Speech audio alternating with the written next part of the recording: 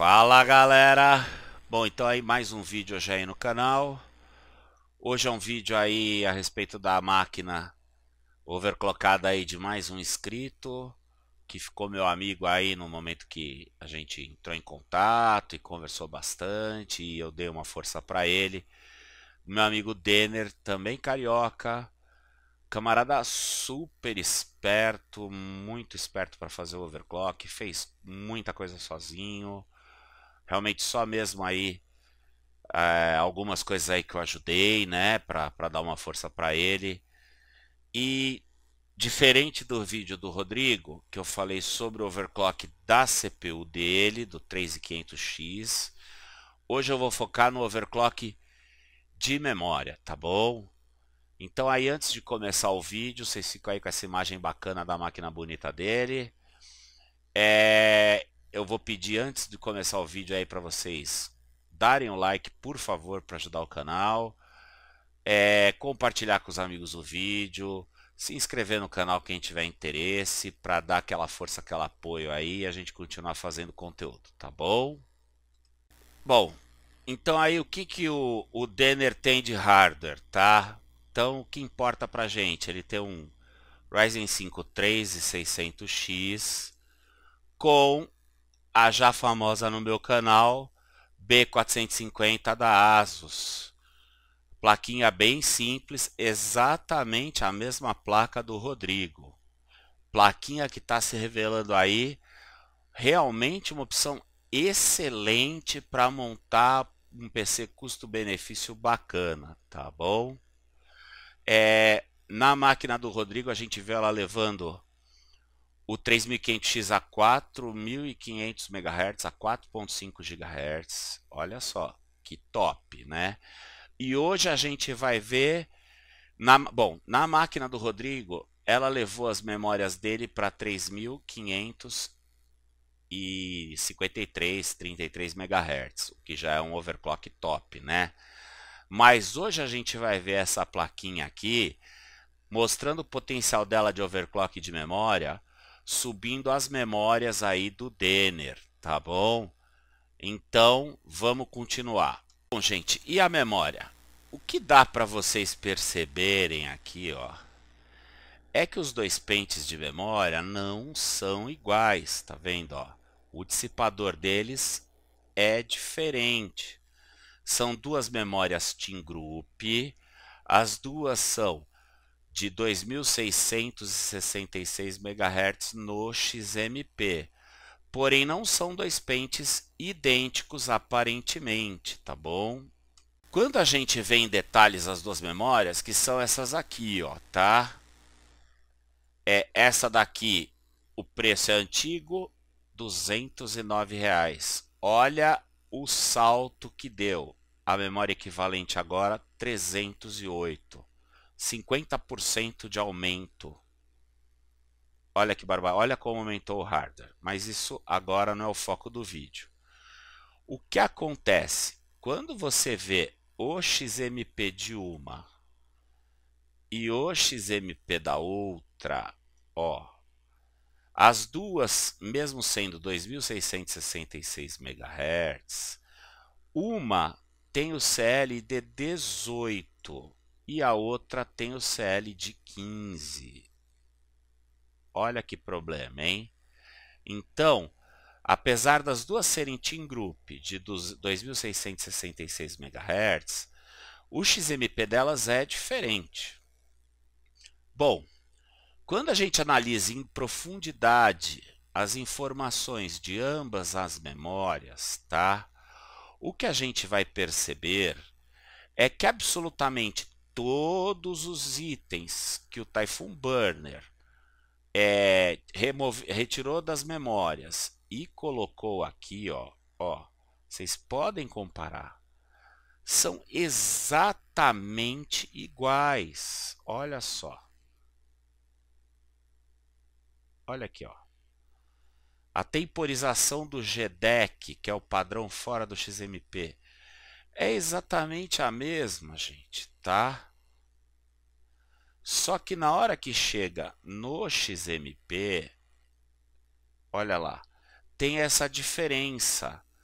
Uma tem o C de 15 e a outra de 18, tá vendo? E os outros tempos todos também são diferentes. Só que, gente, o XMP não é uma característica do chip de memória. O XMP é um overclock automático que a fabricante do pente de memória coloca numa ROM dentro do pente de memória, que quando você carrega o XMP, a BIOS lê essa informação e aplica os tempos.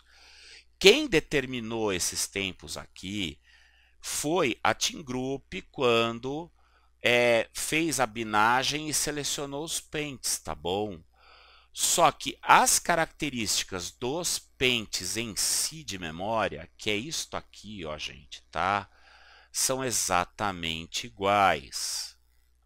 Só deu certo esse overclock em dois pentes, vamos dizer entre aspas, diferentes, porque na verdade eles não são diferentes. A diferença é o dissipador e é a Team Group, que não sei por que razão, colocou um com C15 e o outro com C18, tá bom? Provavelmente porque testando esse pente aqui era um pouco mais capaz do que esse.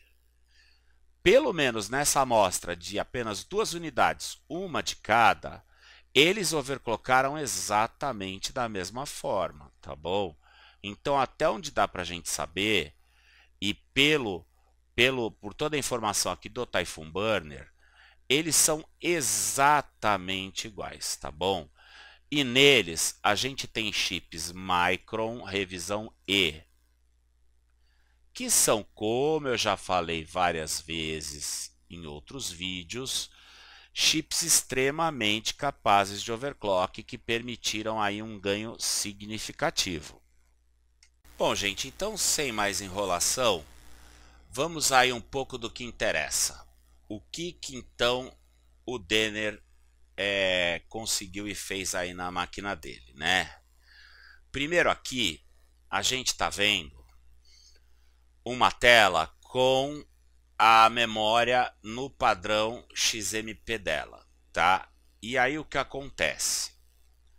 Como a máquina, como tem dois pentes com XMP diferente, tá? Aqui está carregado o XMP do pente mais forte. E a máquina roda com os dois com esse XMP. Ou seja, as memórias são iguais. Por alguma razão, como eu expliquei antes, a Team Group pôs um com C de 15 e outro com C de 18. Então vocês vejam aqui, ó, a memória está aos 2.666 MHz com o XMP carregado e aqui os tempos que a placa-mãe dele colocou automaticamente. No teste de latência do AIDA, vocês vejam aí a latência de 83,9 nanosegundos, tá? Que é uma latência bem fraca, né? Bem alta, né? E rodando o teste, o benchmark do Metro Exodus, ele obteve esses resultados aqui, ó. Um average de 139 com uma mínima de 65, tá bom? Então esta é a situação original da memória. E aqui é o resultado final aí do overclock de memória que ele fez. Então ele conseguiu puxar aqueles dois pentes da Team Group para 3.600 MHz. Olha só. As latências finais foram estas daqui, ó, 20, 22, 23, 22, 40. Esses tempos secundários aqui, todos eles, eu junto com ele ajudei a afinar esses tempos, abaixando bastante esses valores, né? Pra vocês terem uma ideia, aqui era 48, aqui era 83, tá bom? A gente abaixou, aqui era 38 ou 40.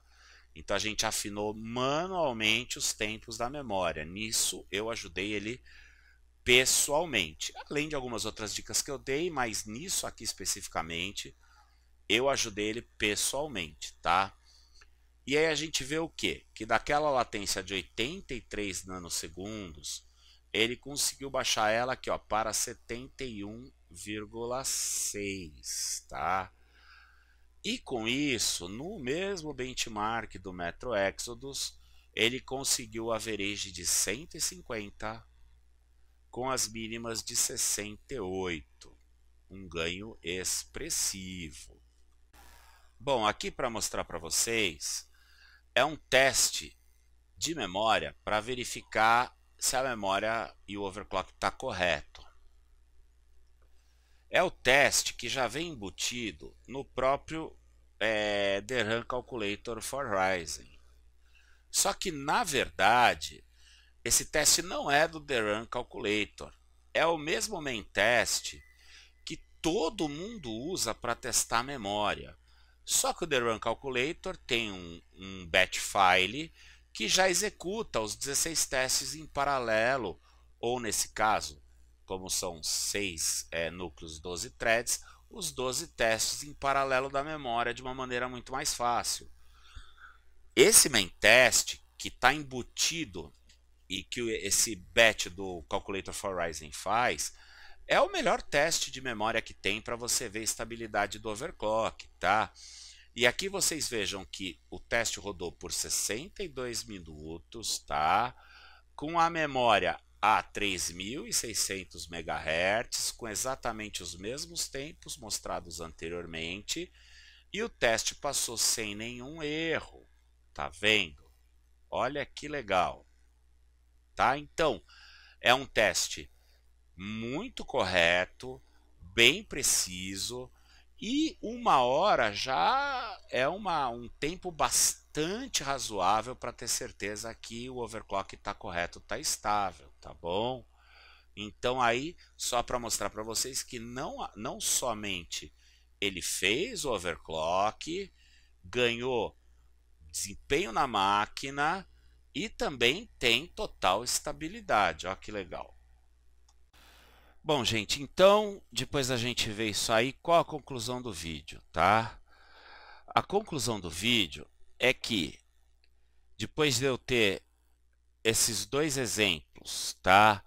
Usando essa mesma placa-mãe, é que ela, como eu já havia falado antes, é uma boa opção para um computador forte, overclockável, porém com um custo-benefício interessante, né? É a B450, mais barata que a gente consegue encontrar hoje no Brasil. É barata, né? Entre aspas, porque hoje eu pesquisei, o preço dela tá o mais barato que eu achei, R$ 559 na Kabum. Em outros lugares está R$ 600, 630, mas é a mais barata. Dentro dessa loucura que o preço do hardware tá agora, é a mais barata que tem. E, em se tratando da placa mais barata, ela surpreende em vários aspectos. Ela conseguiu fazer o 3500X do Rodrigo ir para 4500 GHz.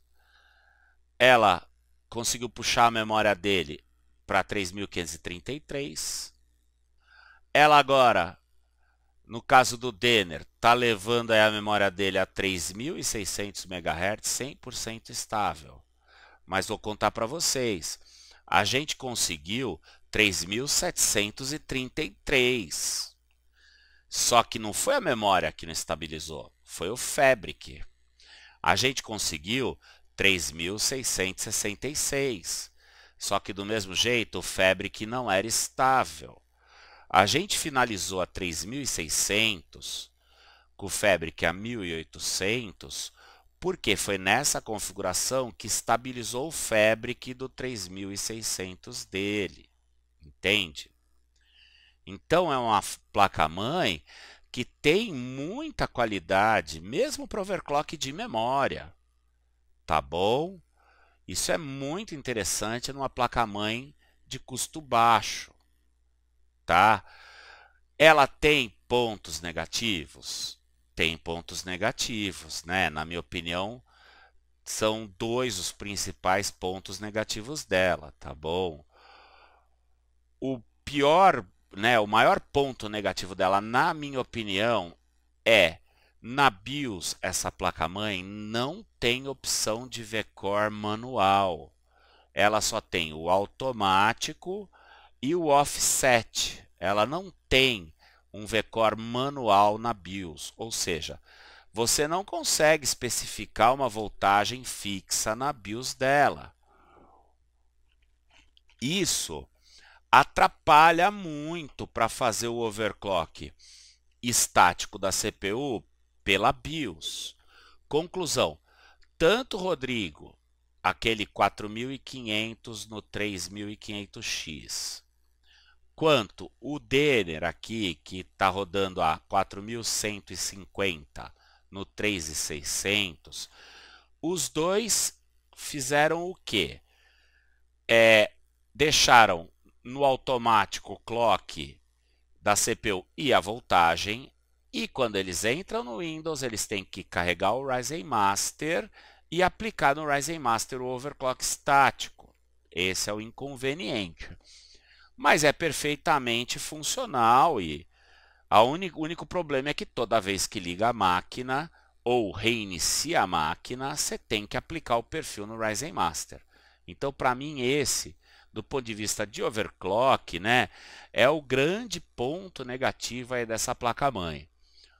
O segundo ponto negativo dela é não haver dissipação no VRM. O que a gente vê é sempre a mesma história, né?